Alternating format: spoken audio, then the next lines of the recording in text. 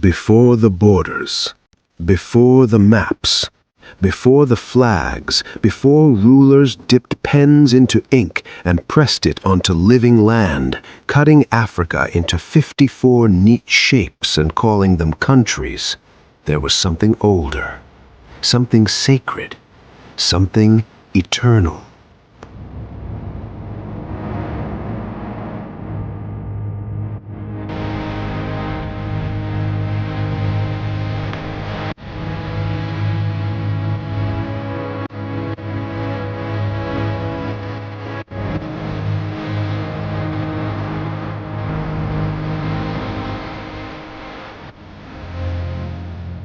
Africa was never a puzzle waiting to be solved. Africa was a living tapestry, a breathing one, woven by kingdoms, shaped by empires, carried by clans, and guarded quietly by the spirits of the land. Mountains whispered names older than memory. Rivers didn't just flow, they sang titles given by gods. Forests held the voices of ancestors who never made it into modern textbooks, and the soil, every inch of it, remembered footsteps. Hunters, scholars, warriors, priests, travelers, long before passports ever existed. People were Nubian, Mandinka, Yoruba, Hausa, Berber, Swahili, Amhara, Oromo, Zulu, and thousands more. Names that didn't just identify people, they carried history, because names in Africa were never just words. They lived things. They breathed, they shifted, they evolved, just like the continent itself. Modern countries were never one world. They were many worlds layered on top of each other. And this is the story of what Africa was called before colonization tried to rewrite its soul.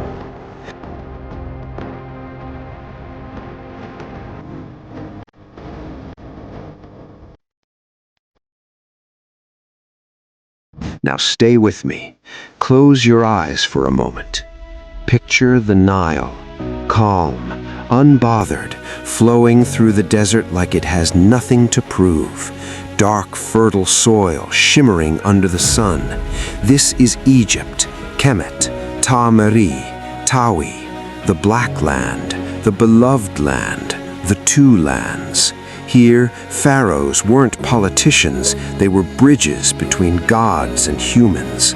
Life and death weren't opposites, they were partners.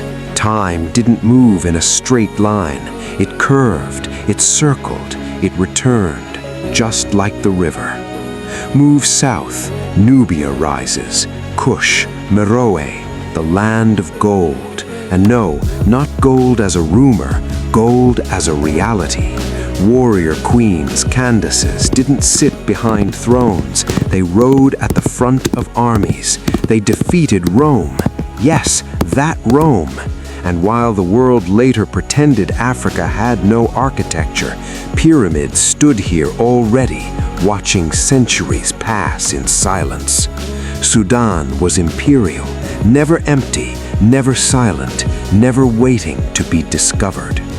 Then Ethiopia, Abyssinia, Aksum, the Solomonic Empire, stone churches carved directly into mountains as if faith itself refused to be separate from the earth.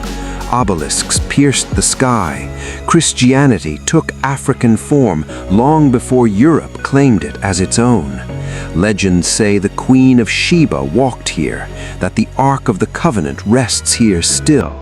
And whether you believe that literally or symbolically, one thing is clear: this land has always carried spiritual gravity. Eritrea, Damat, the Aksumite highlands, Medri Bahri, a crossroads of the ancient world, trade routes humming with movement between Africa and Arabia, monasteries hidden in cliffs, mountains protecting knowledge from outsiders who weren't ready to understand it. Every valley knew something. Every stone remembered something.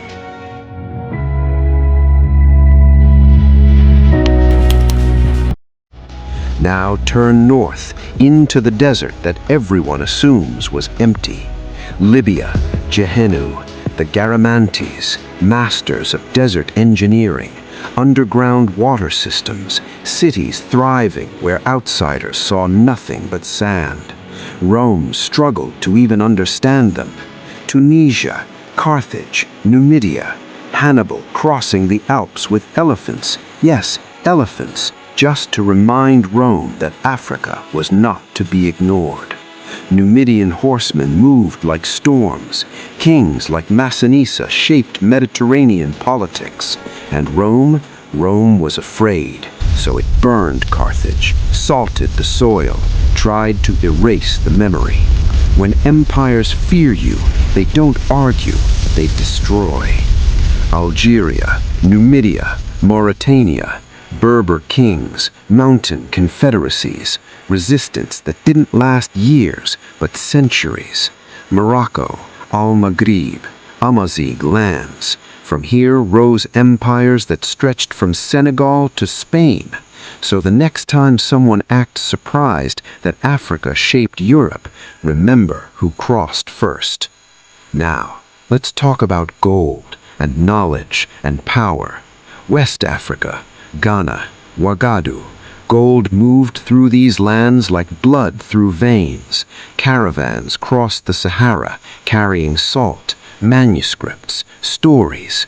Modern Ghana didn't choose its name randomly. It reclaimed it, because legacy never disappeared.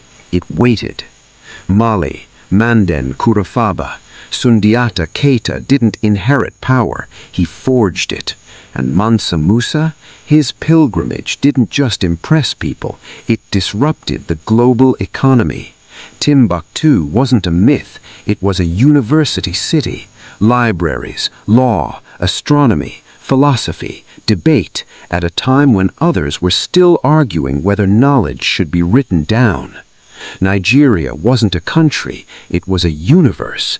Oyo Empire, Benin Kingdom, sacred Obas, bronze so detailed museums still struggle to explain it. They said we were naive to be colonized, but what they called naivety was simply a different kind of power. We were not poor, we were rich beyond measures. We felt no need for advanced weapons, because to us, that was the true barbarism. Hausa city-states, Kano, Katsina, Zaria, alive with trade, music, scholarship. Kanem Bornu, Igbo societies, Tiv, Jukun, Nupe, Idoma, Igala, not tribes, civilizations, each one complete. Senegal, Gambia, Jolof Empire, Sinai, Saloum, Mandinka traders connecting oceans, Mossi Kingdom standing firm, Akan states, Kong Empire, Kru, Mande, Vai, with their own writing system, by the way, long before anyone claimed Africa had no script. Quick pause here. If this story is hitting you, subscribe. Let memory travel. Let history breathe. We were clothed by the forests and sheltered by the sun, but you could call us savage. If by savage you mean connected to the earth, if you mean living in harmony, not in conquest, in its truest, most ancient form, then yes, ours was a different beauty. All we knew was to love and to share. We did not need to be invaded to share our resources. We would have gladly given, because generosity is not a weakness, it is the highest form of strength. Now deeper into the continent. Kongo, Luba, Lunda, sacred kingship, diplomacy, trade networks that reached farther than many maps admit. Angola, Ndongo, Matanga, Queen Zinga, outsmarting, outlasting, outmaneuvering empires. Forest civilizations pulsing with masks, rituals, philosophy. Nothing primitive about it. The Swahili coast, Kilwa, Mombasa, Lamu, cities speaking multiple languages, trading with Arabia, India, China, Uganda, Buganda, Rwanda, Burundi, Mwami kingdoms, Somalia, Punt, Ajuran, Adal, masters of land and sea.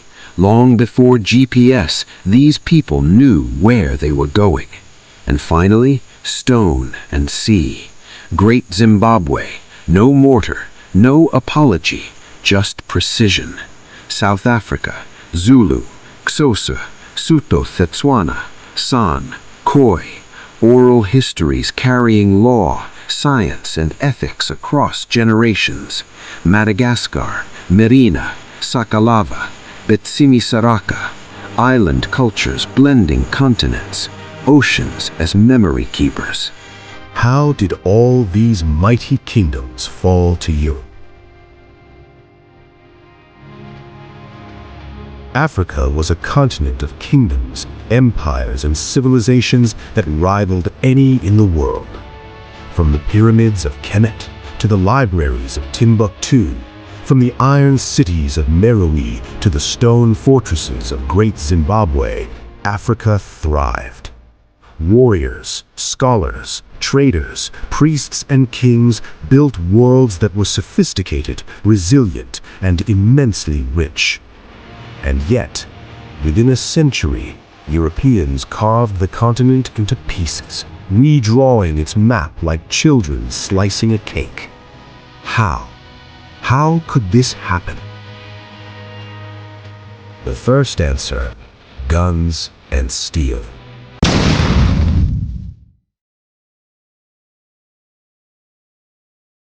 African armies were trained, disciplined, and deadly. Oyo cavalry could sweep through plains. Benin warriors held fortified cities. Zulu regiments struck with unmatched precision. But European armies arrived with guns that fired faster than bows, cannons that shattered walls, and rifles that killed at distances no spear could reach. It was not weakness on Africa's part. It was the brutal edge of technology. One volley, one cannon strike, and centuries of defense could crumble in moments. Divide and conquer, exploiting rivalries. Africa was not one empire, it was many worlds, clans, kingdoms, city-states, and confederacies. Each had rivals. Europeans understood this and became master manipulators. They formed alliances with one group against another, supplied weapons to favored leaders, and turned kinship and rivalry into tools of conquest. The Ashanti might resist in one decade, while the neighboring Fante were courted by the British. The Yoruba kingdoms could unite in theory, but were often fractured in practice. Europeans didn't need to fight everyone at once. They only needed to turn Africans against each other. Disease, the silent ally. Smallpox, measles, and influenza swept across regions with devastating effect. Populations weakened by disease could not sustain armies or defend cities. Some scholars argue that in the first waves of conquest, disease killed more Africans than European bullets. For centuries, African communities had thrived under their ecosystems, but Europeans brought biological weapons unknowingly. It reshaped societies before a single battle was fought. Economic manipulation, starving resistance. Africa's wealth made it attractive, but also vulnerable. European powers controlled trade, introduced new taxes, monopolized goods like salt and firearms, and disrupted markets. Kingdoms reliant on trade could suddenly find themselves isolated, their coffers emptied, their people hungry, creating conditions ripe for conquest. Economic control became just as lethal as military control. Psychological warfare and perception. Europeans did not arrive quietly. Ships that sailed for thousands of miles, cannons that roared like thunder, and unknown forms of technology created awe and fear. Leaders of African kingdoms, seeing fire raining from the sky or ships that dwarfed their vessels, sometimes hesitated, not because of cowardice, but because they faced the shock of the unknown. This psychological edge made coordinated resistance harder. political fragmentation and legacy of rivalries. Even within a single empire, tensions existed. Succession disputes, local rivalries, and competing interests made unity difficult. While Europe was coordinating empires with bureaucracies and colonial ambitions, African kingdoms often dealt with internal debates and regional power struggles. It wasn't weakness, it was complexity. The richness of African political life sometimes made it vulnerable to a single foreign, unified strategy. Why some kingdoms resisted. Resistance was fierce, and history remembers it. Ethiopia repelled Italy at Adwa. The Zulu fought Shaka's successors against British colonists. The Ashanti resisted the British repeatedly. But even these victories were often temporary, because European conquest combined technology, strategy, alliances, and relentless resources. Resistance was heroic, but it was up against a system designed for total domination. Reflection: the tragedy of misunderstanding. Europeans often claimed Africa was uncivilized or empty, but that was propaganda. Africa was highly organized, wealthy, and advanced. Conquest was not inevitable. It was facilitated by a combination of foreign advantages and internal divisions, disease, and economic disruption.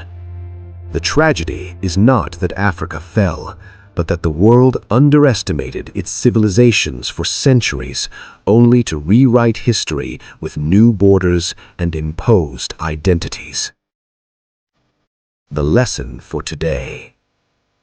When we look at modern Africa, those borders are a reminder of external power, but the kingdoms that came before are proof of African ingenuity, resilience, and spirit. The fall of mighty empires was not because of weakness, but because of overwhelming, coordinated pressure applied through multiple fronts. Remembering this gives context. Africa was never lacking power. It was up against a force that combined guns, gold, disease, and cunning. So here is the truth that remains. Africa's modern borders are young. Its civilizations are ancient. The names you hear today were imposed. The real ones live in rivers, mountains, bloodlines, memory. Africa did not begin with colonization. Africa named itself long before anyone else showed up with a pen. To speak these names is to reclaim identity. To remember them is to reclaim power. The ancestors are watching. The ancestors are listening. Africa remembers. If this moved you, subscribe, share it. Let Africa rise.